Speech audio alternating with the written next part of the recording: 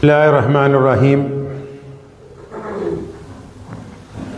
शुरू अल्लाह के नाम से जो बड़ा मेहरबान और निहायत ही रहम करने वाला है।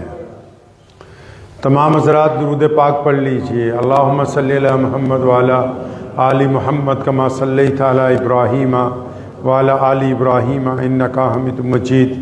अल्लाहुम्मा बारिक अला मुहम्मद व अला आलि मुहम्मद कमा बारकता अला इब्राहीम व अला आलि इब्राहीम इन्नका हमीदुम मजीद।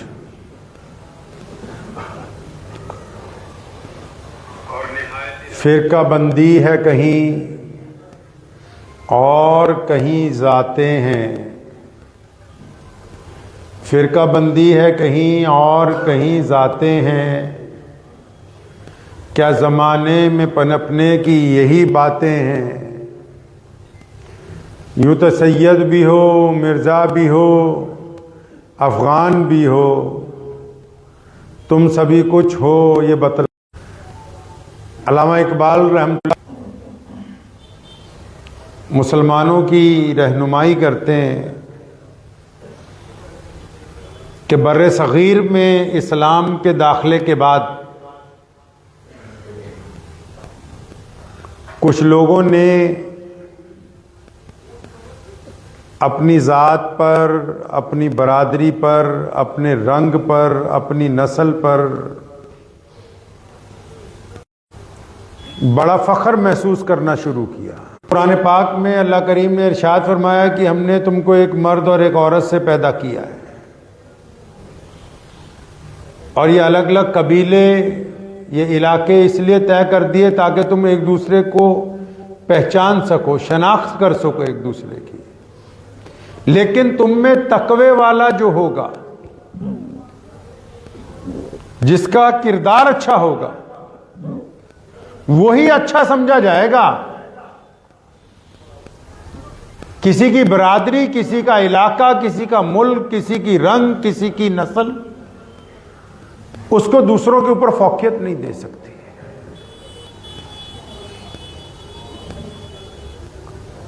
बरादरीवाद जो है वो इस्लाम में बिलखसूस हमारे मुल्क में नासूर बनता जा रहा है।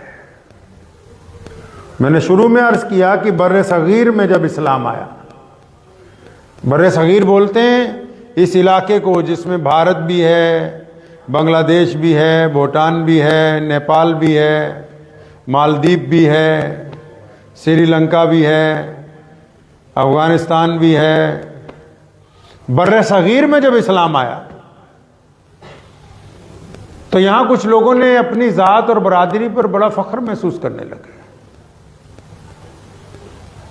जबकि मोहम्मद रसूलुल्लाह सल्लल्लाहु ताला अलैहि वसल्लम जब तशरीफ़ फरमा हुए, आप नबी अलैहिस्सलातु वस्सलाम का जब ज़हूर हुआ तो तौहीद और रिसालत के साथ जिन चीज़ों के बंधन को, जिन बुराइयों को, जिन काली पुरानी रिवायतों को जो रसूलुल्लाह सल्लल्लाहु अलैहि वसल्लम ने तोड़ा है, उनमें सबसे बड़ी रिवायत यही है जो इंसानों को ज़ात और बरादरी की वजह से ऊंच और नीच की सिस्टम के अंदर तकसीम करती थी।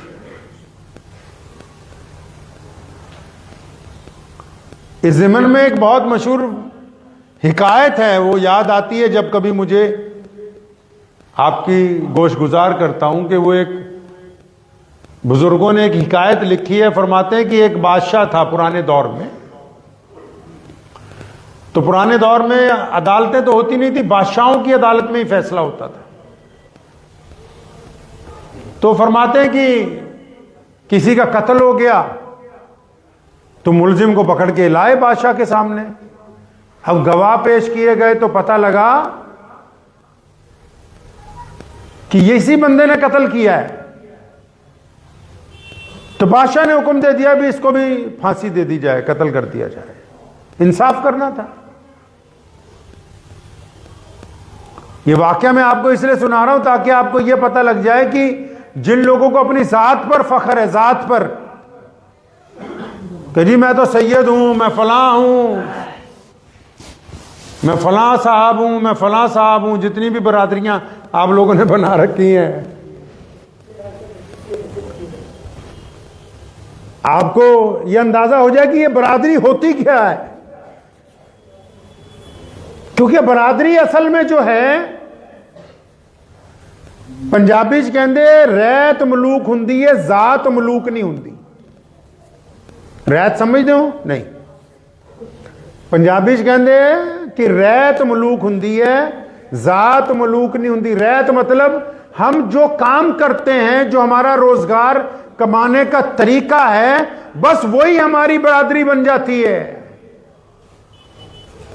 जात नहीं अहमियत रखती कोई, हमारा जो जीने का ढंग है वो अहमियत रखता है, जो काम हम करते हैं।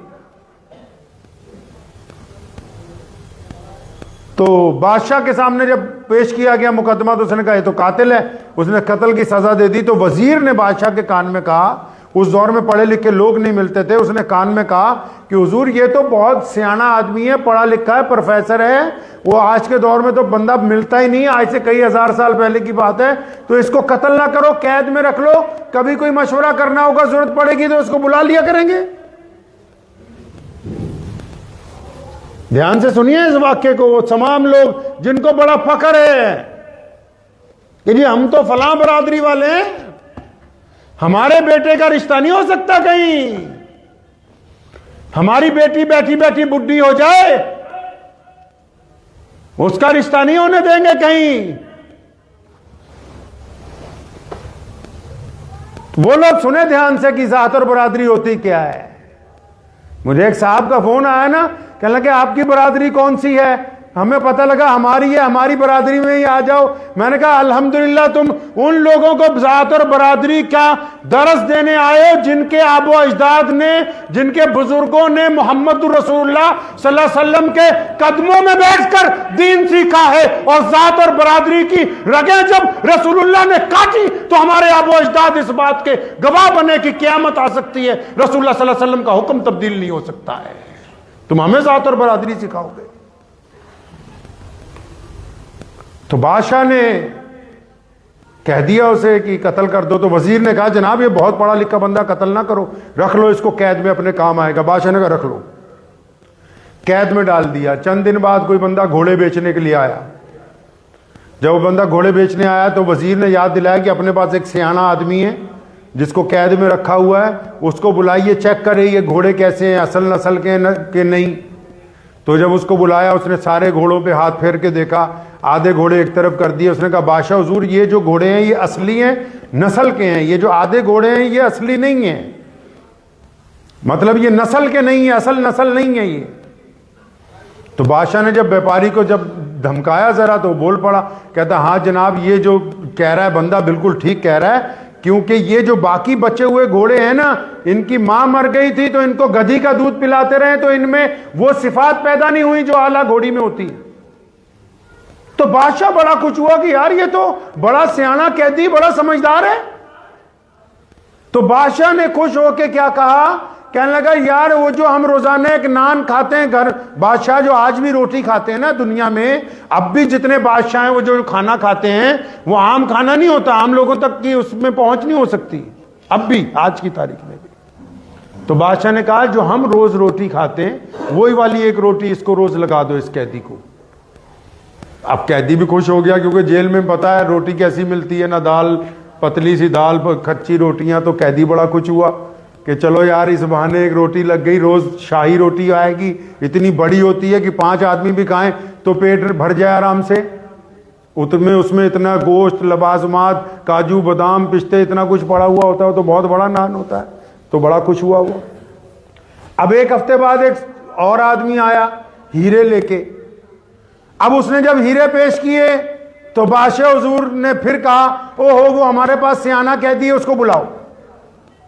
अब उसने सियाने कैदी को बुलाया। अब पूछा जनाब ये देखो जरा हीरे हैं, असली हैं कि नकली हैं, चेक करो, पैसे देने, ये तो बहुत पैसे मांग रहा है। तो उसने हीरे उठाए, सारे चेक किए। चेक करने के बाद उसने कहा बादशाह हुजूर ये तो बड़ी खूबसूरती के साथ शीशों को तराशा गया है, इनमें हीरा एक भी नहीं। तो बादशाह ने जब व्यापारी को धमकाया तो वो डर गया, कहने लगा हाँ हुजूर मैंने बड़ी खूबसूरती से शीशे को तराशा है, तो मैंने सोचा था कि चलो अपने फन से कुछ आपके पास कमा लूंगा। बादशाह बड़ा खुश हुआ कि चलो पैसे भी बच गए, पता भी लग गया भी हीरे रही हैं। तो उसने खुशी में अपने वजीर को कहा कि ये जो कैदी है ना, इसको जो हमने रोजाना 1 नान लगाया है, इसके 2 कर दो। मतलब पहले रोजाना 1 नान देते थे, अब कितने देने हैं? अब 2 नान रोजाना देने हैं। अब जब बादशाह ने 2 नान का ऑर्डर किया तो जो कैदी जब बाहर निकल रहा था तो उसने गुस्से में, कैदी ने बड़बड़ा के कहा, कहने लगा ये मुझे बादशाह भी असली नहीं लग रहा, ये भी कमबख्त नकली है। कहते हैं बादशाह भी नकली है ये। अब वो आपको तो पता ही है, सरकार के जो मुखबर होते जगह जगह होते हैं। अब 1 मिनट में खबर बादशाह के पास पहुंच गई कि जनाब आप तो उसको नान लगा रहे हैं, रोज बेहतरीन खाना खिला रहे हैं, महल का खाना भेज रहे हैं, उसने तो आपके वजूद पर उंगली उठा दी। कहता बादशाह नकली है। तो बादशाह ने पकड़ लिया, उसको वापस बुलाया, इधर आओ, तूने हमारे पे उंगली उठाई। अब सियाना आदमी था, बहुत पढ़ा लिखा था, कहता हाँ जी उठाई। कहता मुझे तो आप असली बादशाह नहीं लगते। तो बादशाह ने कहा कि अच्छा इसकी गर्दन उतारो। तो वजीर फिर बीच में आ गया, कहने लगा हुजूर एक दफा अम्मा से भी पूछ लें, एक दफा अगर अम्मा से भी पूछ लें, क्या हर्ज है? बंदा बहुत कीमती है ये तो। अब बादशाह वैसे ही तलवार निकाले हुए अपनी मां के कमरे में गया। उसने जाके पूछा मां से अपनी कि अम्मा सच सच बताओ मैं किसकी औलाद हूं? तो वालिदा ने जब उसके तेवर देखे ना तो उसने गुस्से से उसे कहा बैठ जा नीचे मेरे पैरों में। बैठ गया जब बादशाह, तो उसने कहा सुन, मैं और जो तेरा बाप है बादशाह, अल्लाह ने हमें औलाद दी ही नहीं। कई साल हमारे घर बच्चा हुआ ही नहीं कोई। हम परेशान रहते थे कि अगर बादशाह मर गया तो मुल्क में अफरा तफरी फैल जाएगी, अगर इसका कोई वारिस नहीं हुआ। तो कहने लगी कि एक दिन हमारे लांगरी के घर में तू पैदा हुआ, तेरा बाप लांगरी है, तेरी मां उसकी बीवी है, तो उसके घर में तू पैदा हुआ था। हमें पता लगा कि हमारे बावर्ची के घर बच्चा पैदा हुआ है। हम दोनों मियां बीवी रात के अंधेरे में गए और उसी वक्त उठा के ले आए, उसको पैसे दे दिए कि ये बच्चा हमें दे दे। अब वो बादशाह फिर गया उस कैदी के पास, कहने लगा ये तू बता कि तूने मुझे पहचाना कैसे? ये तो पता लग गया कि चलो मैं असली बादशाह नहीं हूं। कहता तू ये बता कि तूने मुझको पहचाना कैसे कि मैं असल बादशाह नहीं हूं? और कहने लगा बादशाह हुजूर जेता हुंदा ना तू असली बादशाह। जब पहले दिन तुझे मैंने घोड़ों की बात बताई थी, तू कहता इसको रिहा कर दो, इसको वजीर बनाओ। दूसरी बार कहता बताया जब हीरे नकली हैं, तुम इसको कहते कि इसको जगीर दो। है जो लांगरी की औलाद, रोटियां ही बनाता रहा। मतलब यह कि जो इंसान करता है वही उसकी जात है। जो झूठ बोलता है उसकी बरादरी झूठ है, जो सच बोलता है उसकी बरादरी सच है, जो ठगियां मारता है उसकी बरादरी ठग है, जो ईमानदारी करता है उसकी बरादरी ईमानदार है। यह किसने कहा कि सैयद आगे हैं, अफगान आगे हैं, पठान आगे हैं, मीर आगे हैं, जाफर आगे हैं और जनाब कुरैशी आगे हैं, और कोई कहता कंबो आगे हैं, कोई कहता सलमानी आगे हैं, कोई कहता सैफी आगे हैं, कोई किसी से आगे नहीं। कौन कहता है इनमें कौन आगे? ये तो तुमने बहाने बना लिए। मोहम्मद रसूलुल्लाह सल्लल्लाहु अलैहि वसल्लम ने जिस बात को तोड़ा, सैयदना सलमान फारसी रज़ियल्लाहु ताला ने वैसे ही, जैसे आप मजाक में कह देते हैं, एक दिन सैयदना बिलाल रज़ियल्लाहु ताला अन्हु को वैसे ही चलते कहने लगे ए काली माँ के पुत्रा। सैयदना बिलाल के दिल को लग गई, नबी अलैहिस्सलाम के पास गई, या रसूलल्लाह सलमान फारसी ने मुझे काली माँ का बेटा कहा है। हुजूर सल्लल्लाहु अलैहि वसल्लम सख्त नाराज हुए, सलमान को बुलाया रज़ियल्लाहु ताला, फरमाया सलमान अब भी जमाना जahलियत की बातें करते हो, अब भी उस दौर की बातें करते हो जिस दौर को मोहम्मद रसूलुल्लाह ने खत्म किया, अब भी वो वाली बातें करते हो जो मोहम्मद रसूलुल्लाह ने दफन कर दी, अब भी वो बातें करते हो जिसमें रसूलुल्लाह ने कह दिया कि काला गोरे पर, गोरा काले पर, अमीर गरीब पर कोई फौकियत नहीं रखता। तुमने इतनी बात कही क्यों? जाओ जाके माफी मांगो। सैयदना सलमान फारसी बाहर निकले मस्जिद नबवी से, बिलाल आ रहे थे दूर से ही, वहां जमीन पर लेट गए, रेत के ऊपर अपना मुंह रख लिया और फरमाया बिलाल मेरे चेहरे पे पैर रख के निकल, मुझसे गलती हो गई। सैयदना बिलाल रोते हुए आगे बढ़े, सैयदना सलमान फारसी को उठा के कंधों से अपनी छाती से लगाया, फरमाया जिसने माफी मांग ली वो ऐसा ही है जैसे रब की हुजूर बिल्कुल अल्लाह ने उसको पाक और साफ कर दिया। आपको बड़ा फख्र है अपनी जात पर? जी, मैं बरादरियों के नाम तो नहीं लेता, लेकिन सबको पता ही होगा कि उनकी बरादरी असल में क्या है। जो बड़े बड़े डींगे हाँकते हैं कि जी हम फलां हैं, फलां साहब हैं, फलां साहब हैं, ऊपर से नाम रख लिए हैं, असलियत तो पता ही होगा कि उस बरादरी का असल नाम क्या है। अगर बरादरी इतनी प्यारी है तो फिर असली नाम क्यों नहीं लेते, फिर नकली नाम क्यों लेते हो? बरादरियों की वजह से अड़े हुए हैं, बच्चे बैठे हैं, बेटियां घरों पर बैठी हुई हैं, बेटे घरों पर बैठे हुए हैं, और इनकी नाक फंसी हुई है कि दुनिया इधर से उधर हो जाए, हम अपने बेटे की बेटी की शादी नहीं करेंगे। और ये याद रखो, ये बरादरीवाद का जो भूत सवार है ना, ये भी सिर्फ मिडिल क्लास लोगों को सवार है। जो लोग अरबपति हो गए, जो बहुत ज्यादा पढ़ लिख गए, वो तो चाहे कहते हैं मजहब भी दूसरा हो जाए, हमारे लड़के को लड़की पसंद आ जाए या लड़की को लड़का पसंद आ जाए, बस उसकी शादी हो जानी चाहिए किसी कीमत के ऊपर। ये जो बरादरियों के बेटे ने तौबा नहीं की, जहन्नुम में क्या क्या को सही कहता है किसको है बरादरी? नबी का बेटा अल्लाह तबारक व तआला की नाफरमानी के बाद पीछे धकेल दिया गया, उनसे बड़ी बरादरी किसकी होगी? नबी मुंतखिब, अल्लाह के मुंतखिब बंदे होते हैं, आम इंसानों में से नहीं होते जो नबी होते हैं, अल्लाह के पसंदीदा बंदे होते हैं। प्यारे पैगंबर अलैहिस्सलाम ने निकाह किए, 4 निकाह कौम से बाहर, बरादरी से बाहर, कबीले के बाहर किए। आप उनसे भी नौजुबिल्लाह आगे बढ़ने की कोशिश कर रहे हैं। आप तो जिद के ऊपर अड़े हुए हैं कि नहीं, हम तो अपनी बेटी की शादी किसी कीमत पर करेंगे ही नहीं। लड़के लड़कियां बुढ़े हो रहे हैं, कई हजरात आते हैं मेरे पास, हजरत वो मुर्तद हो रही हैं, बेटियां मुर्तद हो रही, खुद मुर्तद कर रहे हो तो हो रही हैं। दहेज का रवाज आपने डाला, आप कहते हो कि फलां बरादरी का नहीं, हम इसका निकाह अपनी बेटी का नहीं होने देंगे, तब वो मुर्तद होकर गैर मुस्लिमों के साथ जा रही है। अपना गुनाह क्यों नहीं देखते? आखिर जी लड़कियों को समझाएंगे, लड़कियों को क्या समझाओगे? इन बुढ़ों को समझाओ जिन्होंने इस्लाम के ऊपर अपनी बरादरी को फौकियत देने की साजिश बना रखी है, जो बरादरियों के नाम पर सोसाइटियां बना रहे हैं, मोहम्मद रसूलुल्लाह सल्लल्लाहु अलैहि वसल्लम के खिलाफ नौजुबिल्लाह बगावत कर रहे हैं। तुम क्या समझते हो कि तुम्हारी इन बगावतों से इस्लाम रुक जाएगा? कुरान ने कहा इल्ला तनफिरू युअज़्ज़िबकुम अज़ाबन अलीमा व यस्तब्दिल कौमन गैरकुम। अल्लाह फरमाते हैं तुम्हारी जगह किसी और कौम को इस्लाम की दौलत देंगे, और कोई आ जाएगा। फतूर है आपके दिमाग में, दिमाग में फतूर भरा हुआ है, कोई फायदा नहीं उन नमाजों का जो बरादरी के हिसाब से पढ़ी जाएं। इमाम चाहिए तो जी हमारी ही बरादरी का इमाम हो, तो बस फिर कोई अपनी नौजुबिल्लाह बरादरी वाला नौजुबिल्लाह ढूंढ लो जो जो उस नमाज को कबूल करवा दे। अल्लाह ताला की हुजूर कबूल होने वाली नहीं है वो। जिस दीन ने रंग और नस्ल के भेद मिटाए हो, जो दीन पूरी कायनात में इसलिए पहुंचाओ कि मोहम्मद रसूलुल्लाह ने सैयदना बिलाल हबशी रज़ियल्लाहु तआला अन्हु को अबू बकर सिद्दीक रज़ियल्लाहु तआला अन्हु का भाई बनाया हो। कौन अबू बकर जो शहजादे हैं, और कौन बिलाल जो गुलाम है? जिस दीन में सैयदना अबू ज़र गफ़ारी रज़ियल्लाहु तआला अन्हु जैसे फुकराए सहाबा की आमद के ऊपर, जिस दीन ने यह कहा कि एक सफ में खड़े हो गए महमूद और अयाज, ना कोई बंदा रहा ना कोई बंदा नवाज, बंदा साहिबो मोहताज और गनी एक हुए, तेरे दरबार में पहुंचे तो सभी के एक हुए। जिस दीन ने कहा कि एक सफ में खड़े होंगे, कोई जात नहीं होगी, कोई रंग नहीं होगा, कोई नस्ल नहीं होगी, कोई बरादरी नहीं होगी, उस दीन के मानने वाले अगर कोई ये कहते हैं कि हम तो अपनी जात के ऊपर बड़ा फख्र करते हैं, किस बात का फख्र करते हैं मेरे भाई?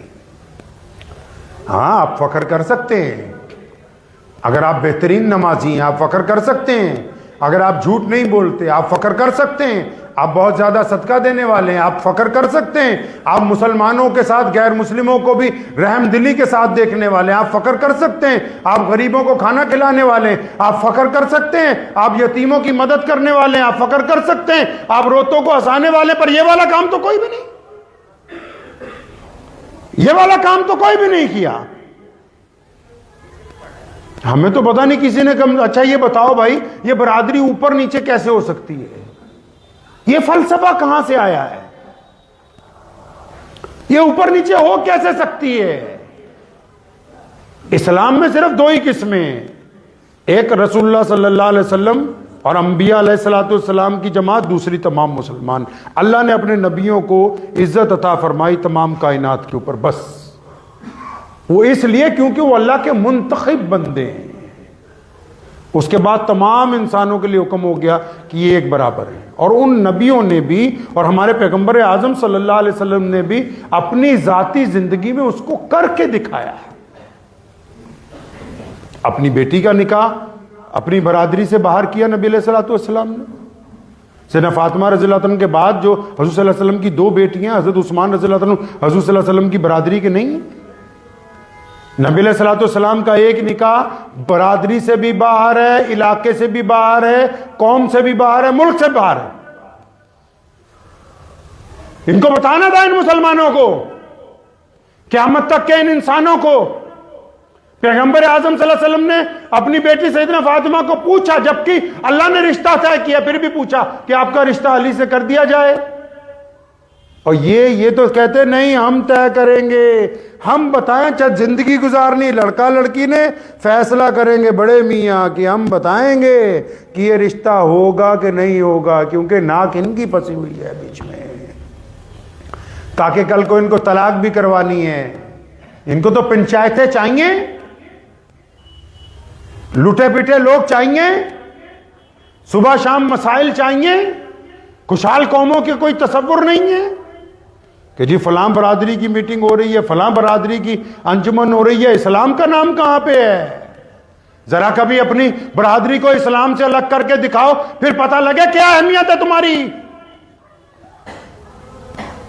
अंदाजा करो। जिनको बड़ा फख्र है अपनी पगड़ियों के ऊपर,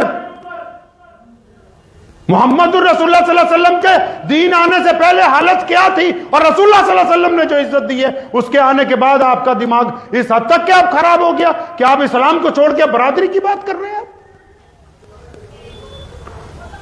क्या है दीन के अलावा? अगर आपके पास रसूलुल्लाह सल्लल्लाहु अलैहि वसल्लम का दीन ना हो तो कौन सी बरादरी? बताओ क्या अहमियत होगी उस बरादरी की जिसके पास रसूलुल्लाह सल्लल्लाहु अलैहि वसल्लम के अहकामात ना हो? क्या वजूद होगा? अंदाजा लगाइए भाई, इंतहा कर दी है। और ये आपने नहीं की है, इसमें दुश्मन ने बड़ी मेहनत की है। ऐसे लोगों को तलाश किया है जिनमें कीड़ा है कि नहीं हम फलां चीज करेंगे, हम फलां करना कराना कुछ नहीं है, नहीं हम फलां बरादरी के अलमबरदार हैं। अच्छा जी, फलां बरादरी के अलमबरदार हैं तो इस बरादरी को तो इज्जत मोहम्मद रसूलुल्लाह सल्लल्लाहु अलैहि वसल्लम ने दी है। तो बताइए जरा आपने इस्लाम के लिए अब तक क्या किया है? बताइए कितने कॉलेज बनाए हैं आपने, कितनी यूनिवर्सिटियां तैयार की हैं, कितने डॉक्टर बनाए, कितने इंजीनियर बनाए हैं, कितने IAS IPS तैयार किए हैं अपने में से, कितने लोग फॉरेन सर्विस के अंदर भेजे हैं आपने? पता तो लगे क्या तहजीब और तमद्दुन में तैयारी की है। बस सिर्फ इसी बात के ऊपर मदरसे भी के जी बरादरी का बनाएंगे, फिर बरादरी का कोई मौलवी आएगा उसी को चंदा देगा। मोहम्मद रसूलुल्लाह सल्लल्लाहु अलैहि वसल्लम के दीन की तरफ लौटिए। अल्लाह करीम को ये बातें पसंद नहीं है। कुरान पाक में वाज़े तौर पर अल्लाह ने फरमाया कि बस इसलिए ज़ात बरादरियाँ कोई बुरी चीज़ नहीं होती। इसलिए मिसाल के तौर पे मेरा नाम उस्मान है, इनका नाम भी उस्मान है, उनका नाम भी उस्मान है, उनका नाम भी उस्मान है। अब पता कैसे लगे कौन सा उस्मान है? क्या जी अच्छा वो उस्मान जो फलां कबीले में से, बस इसलिए बनाई बरादरी, ताकि उसकी शनाख्त हो जाए कि फलां नस्ल में से, फलां इलाके से। तो हमने तो कहा नहीं जी नहीं, हम तो बड़ी इज्जत वाले लोग हैं। कौन इज्जत वाला होता है भाई? कौन होता है इज्जत वाला? इज्जत वाला वही है जिसके साथ अल्लाह और उसके रसूल सल्लल्लाहु अलैहि वसल्लम की हिमायत हासिल है। सुन लीजिए इस बात को कान खोल के, इज्जत वाला वही है। मुताद्दिद मर्तबा में ये वाक़या सुना चुका हूं। सैयदना उमर बिन खत्ताब रज़ियल्लाहु ताला अन्हु ने फरमाया कि मैं गर्मियों में जब बच्चा था, मेरी माँ मुझे मेरी मौसी के घर भेजती थी, तो मेरा मौसा जो था वो कहता था भुक्कड़ आ गए। और फिर एक दिन मेंबर पे खड़े होकर फरमाया, मेरे वालिद ने कहा कि ऊंटों को लाइन में लगाओ, मैं ऊंट लाइन में लगाने लगा तो ऊंट लाइन में लगते नहीं थे, तो मेरे अब्बा ने एक चपत मारी मेरे, और फिर रोने लगे। फरमाया, आज उमर बिन खत्ताब 22 लाख मुरब्बा मील का हुक्मरान है, हमारी तो इतनी भी औकात नहीं थी कि हम 5 ऊंटों को लाइन में लगा सकते। ये जो कुछ भी है मोहम्मद रसूलुल्लाह सल्लल्लाहु अलैहि वसल्लम के सदके। अंदाजा तो लगाओ कि दीन के अलावा हमारे पास क्या बचता है पीछे। कभी इस तरह सोच के देखिए कि अगर ये दीन हमारे पास ना होता तो पीछे हमारे पास कुछ बचता नहीं। इसलिए पहले दीन को अहमियत दीजिए। बरादरी कुछ नहीं है, बरादरी सिर्फ शनाख्त के लिए है। कोई भी जिसको फतूर है ना दिमाग में, वो ये किस्सा याद कर लिया करे बादशाह वाला, लांगरी वाला, क्योंकि अब्बा उसका लांगरी था ना, रोटियां बांटता था लोगों को, तो उसमें आदत थी बस कि रोटियां ही बांटता रहा, जागीर नहीं बांट सका किसी को। आदतें अच्छी बनाएंगे तो आपकी नस्ल अच्छी चलेगी। ताने मारते रहोगे तुम्हारे बच्चे भी ताने मारेंगे, गिफ्टें करोगे तुम्हारे बच्चे भी गिफ्टें करेंगे, गालियां देंगे आपकी नस्ल भी गालियां देगी। और अगर लोगों की मदद करोगे आपके बच्चे बड़े होकर लोगों की मदद करेंगे, आप लोगों की हिमायत करेंगे आपके बच्चे बड़े होकर लोगों की हिमायत करेंगे। आप अगर लोगों के साथ मोहब्बत से बोलोगे आपके बच्चे बड़े होकर लोगों के साथ मोहब्बत से आकर बोलेंगे। इस बात को ज़हन नशीन करें। आदतें कौमों का पता देती हैं, आदतों से पता लगता है कि हम क्या कर रहे हैं। अपनी आदतों को दुरुस्त कीजिए, करेंगे इंशाअल्लाह ताला। हाँ बिल्कुल, अपनी आदतों को दुरुस्त कीजिए। और अगर किसी के जहन में ये बात है कि नौज़ बिल्लाह कि भाई हमारी बरादरी तो बड़ी इज्जत वाली है, हमारी बरादरी का तो बड़ा नाम है भाई, हमारी बरादरी तो क़यामत वाले दिन एक पसली टूट के कब्र में दूसरी पर चढ़ जाएगी, कोई बरादरी काम आने वाली नहीं है। इस बात को जहन नशीन रखें कि मेरा अमल कैसा है, मैं अपने अमल के साथ मोहम्मद रसूलुल्लाह सल्लल्लाहु अलैहि वसल्लम के साथ किस हद तक वफ़ादार हूँ। अगर ये बात आप जहन नशीन कर लेंगे तो अल्लाह करीम आपकी खूब मदद फरमाएंगे। दुआ कीजिए अल्लाह ताला मुझे भी और वो तमाम लोग, सुन लो बड़े मियाँ जी, जितने बड़े मियाँ हैं वो सुनिए, जिन्होंने अपने बेटों और बेटियों के रिश्ते रोके हुए हैं बरादरी की वजह से। जो लोग कहते हैं भी लोग क्या कहेंगे, हैं जी, उनके पास एक ही बहाना है कि रिश्ता तो मैं कर दूं, लोग क्या कहेंगे। लोग कुछ भी नहीं कहते, बस जनाजे में आते हैं और बाद में ये पूछते हैं कि रोटी शाम की कोरमे के साथ होगी या सब्जी के साथ होगी। लोग कुछ नहीं कहते भाई, लोग नहीं कुछ कहते। इनके चक्कर में, अपनी झूठी अना के चक्कर में अपनी नस्लों को बर्बाद मत कीजिए। वक्त पर बरादरी बात के बंधन तोड़ के अपने बच्चों की शादियां कीजिए। दुआ कीजिए अल्लाह करीम मुझे भी और आप सबको इन बातों पे अमल की तौफीक अता फरमाए। वाखिर दावाना अनिल हम्दुलिल्लाह।